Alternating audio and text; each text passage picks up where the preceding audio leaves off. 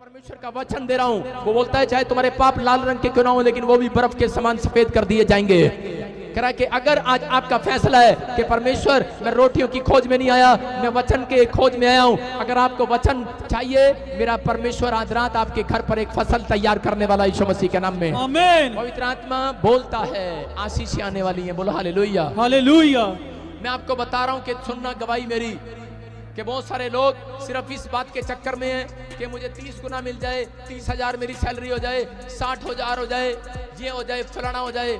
मैं आपको बता रहा हूं कि मेरी गवाही से सुनो आप कि मेरे रिश्तेदार, मेरे मामे 21 किले एक मामे के पास है, मेरे 21 किले, और हर एक मामे के पास मेरी गवर्नमेंट जॉब है।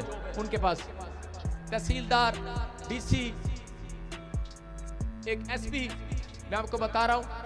और नाना मेरा एक ऊंची पोस्ट पर, और उसके डैडी उससे भी ऊंची पोस्ट पर, मंत्री खानदान में, बड़ी बड़ी पोस्टों पर। लेकिन जब हम वहां जाते थे अपने आप को छोटा महसूस करते थे, और मैं उनको देखकर अपने माँ बाप को भी कहने लगा कि हमें भी दिला, हमें भी जॉब मिले।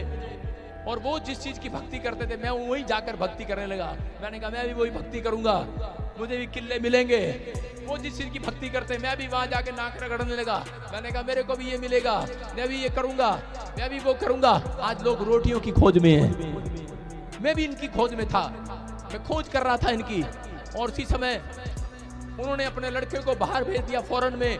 फॉरेन में बचपन से जाने का मेरा बड़ा शौक था। वैसे तो पंजाब वालों का शौक ये शुरू पीछे से आता है, तो सारे बोलो हालेलुया हालेलुया। बड़ा शौक था। लेकिन उस समय में मैंने कहा यार, मामे के लड़के को बोला कि तेरी यार नौकरी भी लगी यहाँ पर और विदेश भी तू चला गया, तूने क्या किया था? उसने कहा मैंने एक पत्ते को 4 दिन अपने माथे पे बांध के रखा। मैंने कहा अच्छा, मैंने कहा ठीक है, लिया तू मेरे भी दे दे। और मैंने कहा भाई साहब इसने 4 दिन बांधा है पत्ते, और पत्ते मैं तेरे को 10 दिन बांध के रखूंगा, बस मुझे तू अमेरिका भेज दे। आप समझ रहे हैं कि नहीं? और मैंने उस पत्ते को 10 दिन बांध के रखा। लेकिन 10 दिन क्या बात हुआ, 10 दिन के बाद मेरे इधर सिर में दर्द हो गया। मैंने कहा यार ये कैसा पत्ता था? मैंने कहा तू कहां पर है? बोलता मैं जर्मनी में हूं। कहता बहुत ऐश कर रहा हूं, मैंने रेस्टोरेंट खोल लिया है। मैंने कहा यार और कोई तरीका बता। कह रहा मैंने काली मिर्च और लौंग इधर रखनी है। मैंने कहा अच्छा, एक काली मिर्च इधर रखी ना, एक इलायची, एक लौंग इधर रखी, मैं क्या करना है? कह रहा 2 दिन मुंह नहीं खोलना। मैंने कहा अच्छा हो गया काम। भाई साहब 2 दिन मुंह नहीं खोला। मैंने कहा जर्मनी जाना, रेस्टोरेंट खोलना, लौंग जर्मनी, बना दे कुछ काम। लेकिन भाई साहब कोई मेरे काम नहीं आया, कोई लौंग इलायची काम नहीं आई, कोई सुपारी काम नहीं आई, लेकिन यीशु मेरे काम आया। हालेलुया। आप समझ रहे हैं कि नहीं? यहां पर मैं रोटियों की खोज में था, जिसने जो बोला मैंने वो किया। लेकिन उसके बाद और मैं बड़ा निराश हो गया। और मैंने उसके बाद मैंने कहा छोड़ो परे, अब कोई भगवान नहीं है, कोई नहीं देख रहा है, कोई कुछ नहीं है। और उसके बाद मैं गलत लाइन में हो गया और मैं इधर उधर आवारा लड़कों के साथ घूमने लगा, शराब पीने लगा, मार पिटाई करने लगा, क्योंकि मुझे रोटियों की खोज थी। और जब नहीं मिली वो रोटियां, तो उसी समय मैंने भी अपने बाप को बोलना शुरू कर दिया, अपने डैडी को। अब तो मैं थोड़ा बोलूंगा कि वो यहीं बैठे। मैंने उनको बोलना शुरू कर दिया, मैंने अपनी माँ को बोलना शुरू कर दिया, ये कुछ नहीं किया इन्होंने हमारे लिए, इन्होंने भी शराबे पी हैं। कुछ नहीं किया हमारे लिए।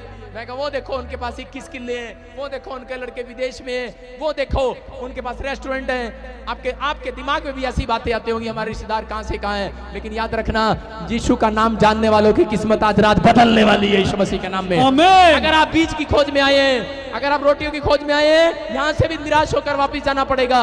आज बहुत सारे लोगों के साथ ऐसा होता है, निराश होकर वापिस जाते हैं। लेकिन यहाँ पर कह रहा मेरे अंदर ये था। लेकिन जब मैं हार गया, थक गया, और जब मैं एक बार बीमार पड़ गया, तो मुझे किसी ने यीशु का सुसमाचार सुनाया।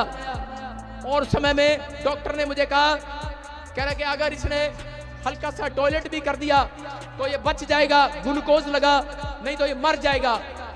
प्रॉब्लम्स हो गया, इतना इन्फेक्शन हो गया, और मेरी मदद करने वाला कोई नहीं। मैं ऐसी जगह में जेल में था, गलत संगति के कारण मैं जेल चला गया और वहां पर प्रॉब्लम्स हो गई। खून भी मेरा 4.5 ग्राम रह गया। लेकिन मैं आपको बता रहा हूं कि वहां मेरी मदद करने वाला कोई नहीं था। मेरे रिश्तेदार, मेरे परिवार ने भी मुझे छोड़ दिया, लेकिन कोई नहीं था। लेकिन एक व्यक्ति मेरे पास आया और वो मुझे बाइबल हाथ में लेकर आया। मैंने कहा भाई साहब ये क्या है? और वो बोल रहा था आपको क्या चाहिए? कुछ चाहिए तो मैं आपके लिए प्रार्थना करता हूँ। आपको बाहर जाना है? मैंने कहा बाहर जाने का शौक नहीं है। अब वो खत्म हो गया। कह रहा क्या चाहिए आपको? मैं आपके लिए प्रार्थना करता हूँ। आपको कोई कर्जा है? माँ बाप दुखी हैं? कोई बीमार है? मैंने कहा वो शौक नहीं रहा। गाड़ी चाहिए, घर चाहिए, मैं प्रार्थना करता हूँ। मैंने कहा नहीं चाहिए। विदेश चाहिए? थोड़ा सा आंसू आए। था कभी शौक, लेकिन अब तो जिंदगी चाहिए, जिंदगी। डॉक्टर ने जवाब दे दिया है। अब मुझे रोटी नहीं चाहिए। मैंने कहा अब तो मुझे बीज चाहिए, जीवन चाहिए, जीवन। Hallelujah, hallelujah. और उस व्यक्ति ने उस रात मेरे लिए प्रार्थना किया उस दिन। और उसके बाद मैं आपको बता रहा हूं कि मैं उस दिन के ओनली फॉर 15 मिनट्स के बाद मैं बिल्कुल चंगा हो गया और चमत्कार हो गया। और वो पास्टर नेपाल से आया था मेरे लिए दुआ करने के लिए, और उसने मेरे सिर पे हाथ रखा और मैं चंगा हो गया। और मैंने उसी दिन ठान लिया, मैंने कहा पास्टर तेरे को दिल दे दिया, जा, आई लव यू। हालेलुया। बोलता है मेरे को दिल देने से नहीं चलेगा, यीशु को दिल देना पड़ेगा। मैंने कहा ठीक है। लेकिन वो भला मानस अपना नंबर भी नहीं देकर गया मुझे, कहीं मिल जाए आज मैं उससे गले लगाऊं। आज वो मुझे ढूंढता होगा, मेरा नंबर उसके पास नहीं है। Hallelujah, hallelujah. अगर लाइव देख रहा हो तो आ जाना नेपाल से सीधा। सारे बोलो हालेलुया, हालेलुया। और परमेश्वर ने चमत्कार किया, चमत्कार। मैं देखकर हैरान हो गया। मैंने कहा यार ये कौन है? मैं तो रोटियों के चक्कर में था, चंगाई के चक्कर में था, बिजनेस के चक्कर में था, फॉरेन जाने के चक्कर में था। लेकिन मैंने उस दिन फैसला लिया। और जब मैं इस बाइबल को पढ़ रहा था, मैंने इसके 9 के, इसको 10 को देखा दूसरे ग्रंथियों के, तो यहाँ पर लिखा जो बोने वाले को बीज करा और खाने वाले को रोटी देता है। लेकिन कह रहा तुम्हें रोटी नहीं देगा, वो तुम्हें बीज देगा, बीज। याद रखना। हालेलुया।